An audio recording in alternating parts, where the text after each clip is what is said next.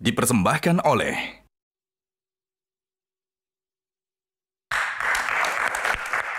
kembali di Q&A, karena setiap pertanyaan selalu ada jawaban. Nah, tadi sudah ada Semi yang bertanya kepada Gus Imin, silahkan untuk dijawab. Ya, perjuangan perubahan itu kan setidaknya ada 3. Yang pertama merawat demokrasi, yang kedua kedaulatan rakyat atau persamaan di depan hukum, keadilan. Nah, yang ketiga tentu kemakmuran, kesejahteraan.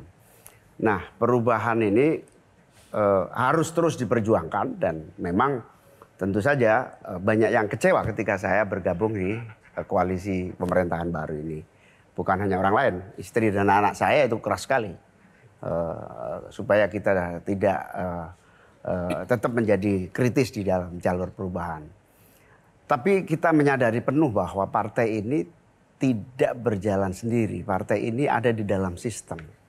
Makanya akhirnya saya diskusi dengan Dewan Syuro, diskusi dengan para pakar PKB, juga para ahli. Bagaimana posisi PKB yang semula di jalur perubahan kemudian bergabung di pemerintahan. Satu kalimat yang saya pegang dari beliau-beliau dan mereka yang ahli ini adalah kesempatan PKB untuk memitigasi demokrasi dalam berbagai ancaman itu bisa melalui koalisi bersama pemerintah.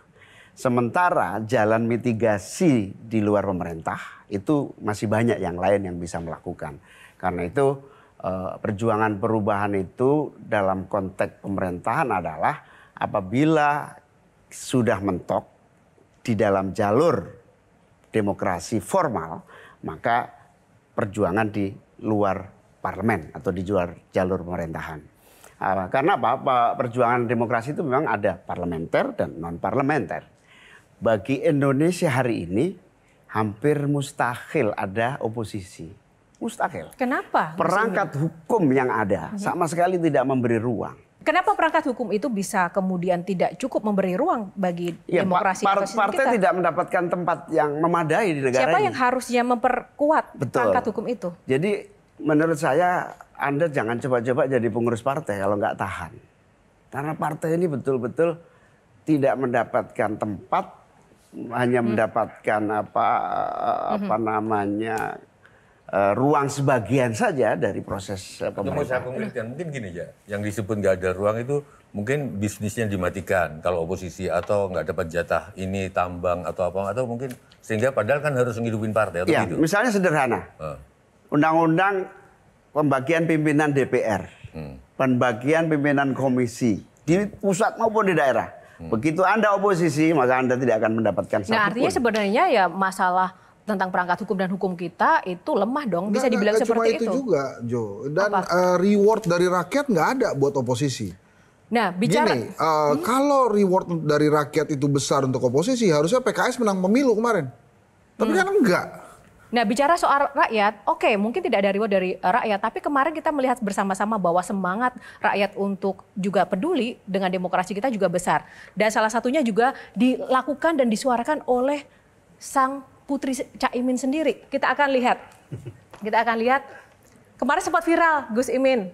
Ini adalah yang kami capture dari sang putri ya, menolak kebijakan-kebijakan jelek, menolak kinerja DPR yang serampangan, dan akar utamanya menolak monopoli kekuasaan yang mengobok-ngobok independensi partai politik melalui adu domba yang membabi buta lawan sampai ke akarnya. Nah, ini adalah dari Twitternya Mbak Rahma ya, yang memang sempat viral. Nah, ini.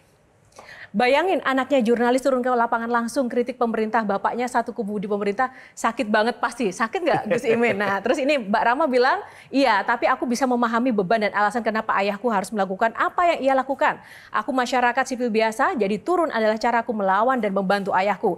Dia juga tahu aku turun. Tepuk tangan dong buat generasi muda kita. Ya, saya tahunya dia turun setelah baca media. Tapi sebetulnya saya nggak kaget karena sehari-hari dia hampir 24 jam gebukin saya. Setiap perbedaan di pemerintah dengan rakyat itu selalu keras sana ini. Bahkan sempat bilang saya tidak akan lagi mau berpolitik kalau begini caranya, nggak akan bantu lagi ayah. Tapi tiba-tiba dia muncul dengan ikut demo kemarin, ikut demo Untung nggak pamit saya. Kalau pamit saya jadi serba repot itu. Demo dan saya kira di keluarga kami dari dulu sih ada kebebasan lah ya. Masing-masing punya cara pandang, pilihan-pilihan untuk mengambil sikap dan langkah-langkah. Gus Imin, justru Sherly mungkin sampaikan dulu bahwa Sherly berteman baik dengan Rara. Oh iya. Jadi ketika tadi Rara berani mengatakan kayak begitu dan ternyata ayahnya tahu, maka justru pertanyaan Sherly, ini demokrasi seperti apa yang akan generasi kami hadapi dalam 10 tahun ke depan ketika pragmatisme dan oportunis ini dipertontonkan ke kami, Cak? Gimana menurut Betul. Menurut saya memang kita sedang dalam posisi yang tidak baik-baik saja. 30 tahun usia demokrasi dan reformasi kita, seperti yang saya sampaikan, butuh penyegaran, pemupukan, restart demokrasi. Misalnya sistem politik kita, undang-undang partai politik kita, kompetisi kita. Kompetisi kita itu 5 tahun. Mestinya kompetisi kita itu ke saat pemilu lah. Ini 5 tahun tiap hari saling cari kesalahan, tiap hari saling memojokkan. Nah, kita berhasil menyatukan pilkada dan pilpres tidak terlalu jauh agar 4 tahun berikutnya kita tidak dalam posisi kompetisi. Tapi di sisi yang lain memang kita harus akui indeks demokrasi kita turun. Percaya sama saya, tidak akan pernah ada investasi besar masuk di Republik ini ketika demokrasi cacat, ketika hukum tidak tegak, ketika proses demokrasi itu oligarki. Percaya saya, gagal pembangunan kita ini. Pasti karena orang nggak trust kepada Indonesia. Tapi mungkin saya nyambung Sherly ya. Tadi kan Sherly, gimana generasi ke depan kalau ditontonin sama bapaknya sendiri, bahkan Rara tadi, pragmatisme, masuk ke koalisi. Nggak tahu Caimin dengan Kim Plus ini sedang bersiasat atau sedang berstrategi, aku nggak tahu. Pertanyaan saya adalah, kalau keliru, pakar kelirumologi Jaya Suprana mengatakan Habibie itu kecil, tapi isinya otak semua. Pertanyaan saya, Caimin itu kecil, isinya apa semua? Jadi ya memang sebagai partai politik yang... Jadi dari sini ke sini isinya Caimin apa? Saya mau nanya itu gitu. Isinya ruwet. Enggak apa, tekad.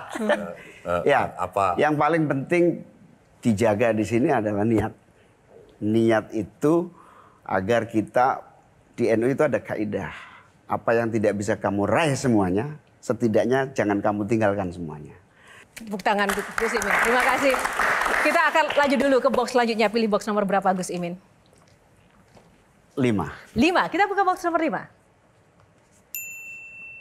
Data diri.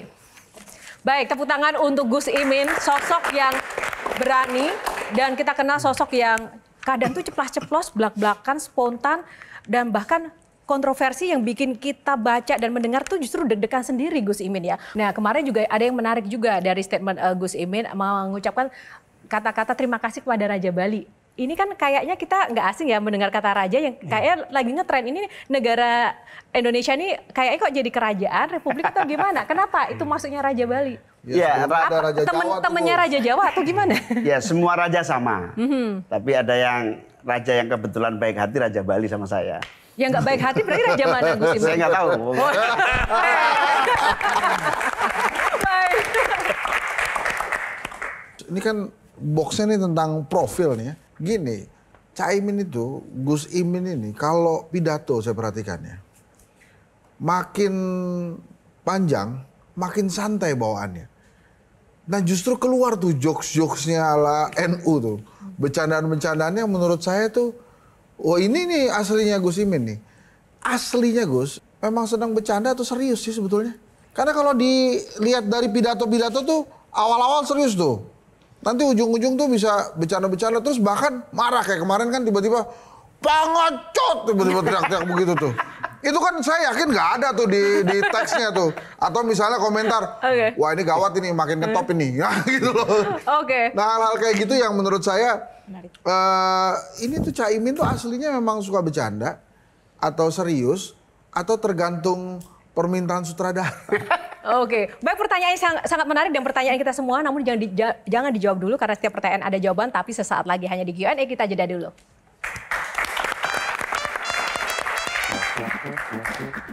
Ancaman begal terus ada, maksudnya apa Gus? Aku dikritik siapa aja tenang asal jangan dikritik Pak Jokowi. Gitu. Dia tahu nggak bakal diwarisin PKB waktu itu, makanya diambil, gitu kan.